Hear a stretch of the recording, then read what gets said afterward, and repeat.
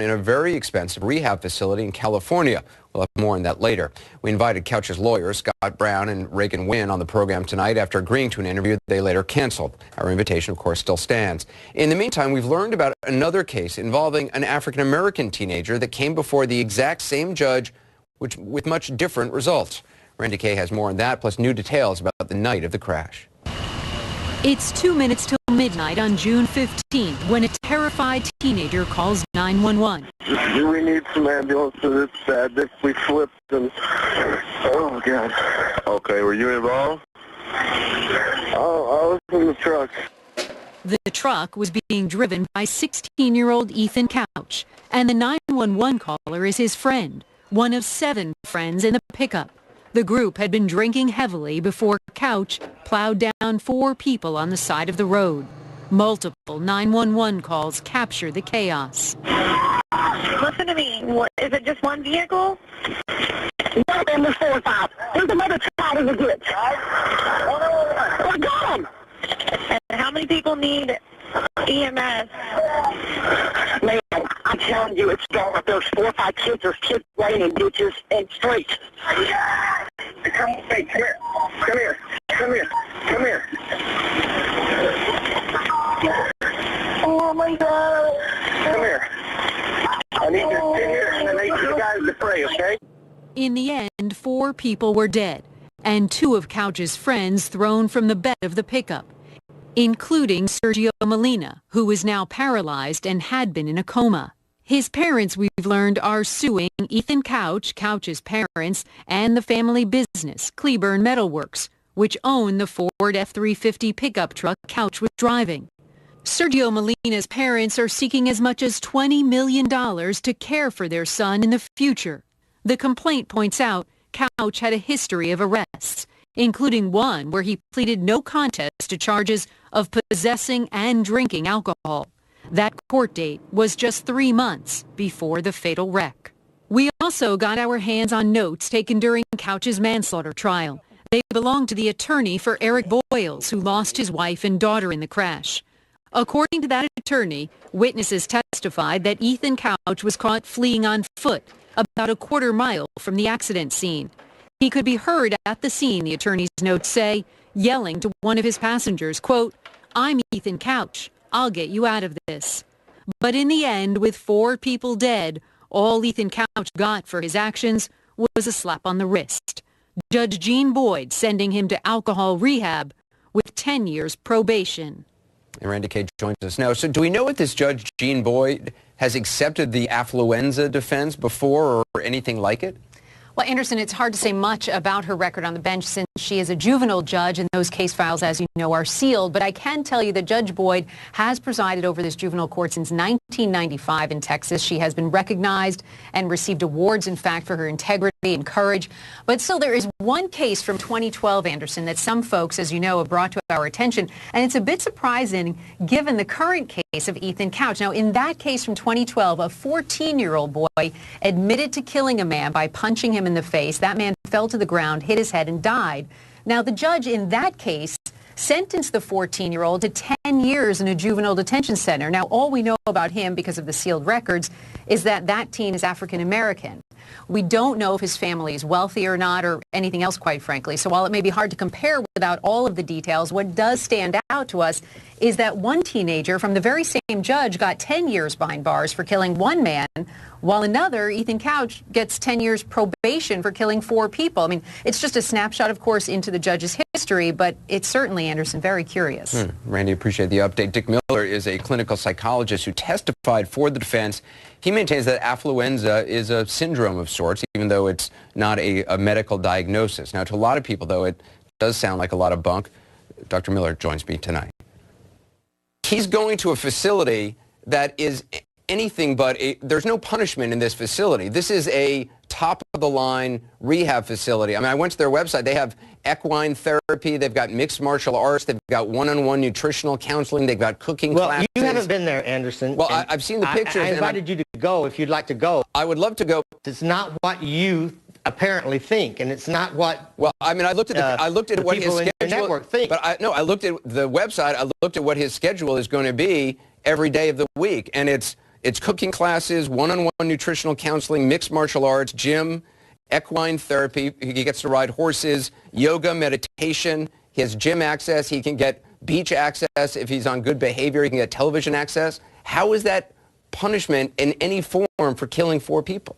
I'm not interested in how much punishment he gets. I'm interested in taking away things that are important to him and replacing them with things that are in his best interest. I mean, you work with criminal defense attorneys all the time. You testify in court. It's a big part of what you do. You're concerned about the justice system. You live in this community. Is this justice?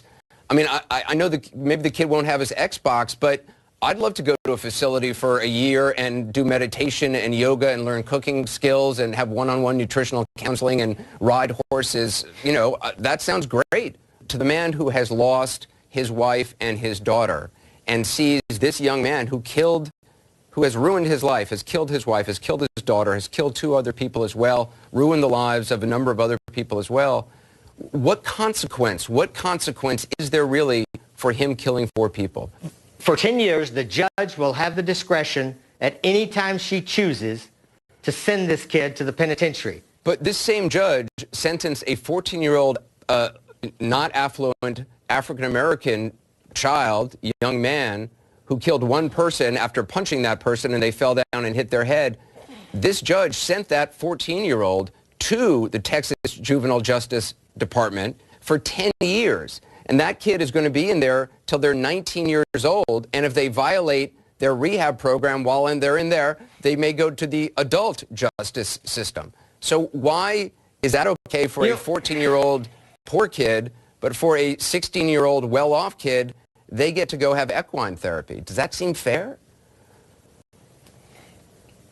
There actually are black people who have money, Anderson. I don't know why you continue to make this a racial thing there. Well, because I'm not saying that black people don't have money. I treat all races. Well, I'm saying this judge previously, just very recently, sentenced a 14-year-old who did not have money to the Texas juvenile justice system for killing 1 person for 10 years.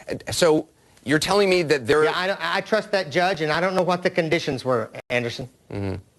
You don't believe that there's a separate system, that this is a prime example that there's a separate system of justice if you have money? I don't agree with you on that, of course. I do believe that just like you and I talked yesterday, if you have a lot of money, you get people with more skills. You get a better singer. We have you tonight. I'm sure that, you make more than the local guy here. That's just the way the world works. And there's some good things about that, some not so good things.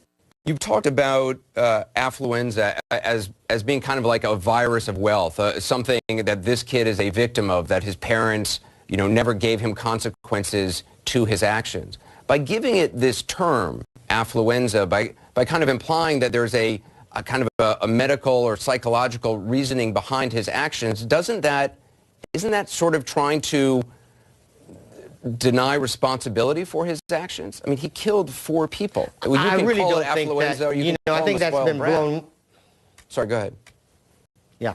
Well, we went over this earlier. I think that, Anderson, I do believe we used to call these people spoiled brats. I wish I hadn't used that term. Everyone seems to have hooked onto it. I think we all suffer from affluenza, not all of us, about 80%. I think my daughter and I, when I had enough, I got a little fancy and bought her a car. She didn't want that car. I found out later that it was something I wanted her to have. So I gave her things, and I did that too much. I'm not rich. I'm not part of the affluent society, but I think we've all done that. The people who are obese and feed you and offer you food, you got more food than you need, let's eat it. I think we have a culture doing that, Anderson. It's a real problem, and I agree with you. But isn't this making excuses? I mean, you said the vast majority of people then, want too much, spend too much, eat too much. But if you commit a crime, if you kill 4 people, you can't use that as an excuse, can you? No, and the term, when you use the word killed, and people out in America hear that, it implies that there was some that motive, that the motive was not good. Are you saying he didn't kill 4 people? Yes, he did not murder 4 people. It's a legal term. Well, okay, but he slammed his truck. First-degree homicide and involuntary manslaughter are different things, Anderson. He killed 4 people, yes? 4 people died. Well, no, 4 people didn't just magically die. He slammed his vehicle into 4 people, correct? But you're implying that there was a little bit there, Anderson, that says he like, did he pick them out like bowling pins and run over them? Well, no, he was too drunk to do that, but he slammed his vehicle at high speeds into 4 people, paralyzing someone else in his vehicle and injuring about 7 or 8 other people. So and he pled guilty to that. But it's interesting to me that you seem unwilling to say that he killed 4 people. You say that 4 people died. I'm not sure I understand the difference. As a result, he ran over them. They died. They died. As a result of his action, they were killed. That's true. But so he didn't murder them. Anderson. But he killed them. Yes, they died, yes. I don't understand. We need a lawyer. And you need to discuss these terms with a lawyer. No, it's not a legal term, and you're not a lawyer either. I'm not a lawyer, so I'm just asking as a human being, he killed 4 people. I mean, if I slam my vehicle into 4 people and they die, I have killed 4 people. Doesn't mean I necessarily wanted to kill 4 people or I set out to kill them, but I have killed them, yes? Yeah, I think semantics are important, Anderson. So okay, but you are a doctor who has been treating this young man, and you won't even say that he killed 4 people? He did. He drove a car into the people there, and they were killed. Okay, that happened, Anderson. I can't change that. I can tell you what the parents want to do with him. They would like him to do some jail time. They would like him to actually face some repercussions for his actions.